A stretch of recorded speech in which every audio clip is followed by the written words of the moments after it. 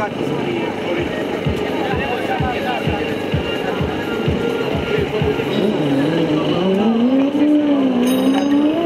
mimoriadne zrýchlenie v podaní Attila Pomociho.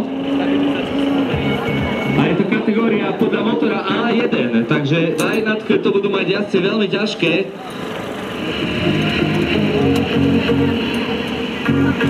Ja som ani nestihol pozrieť a už je preč.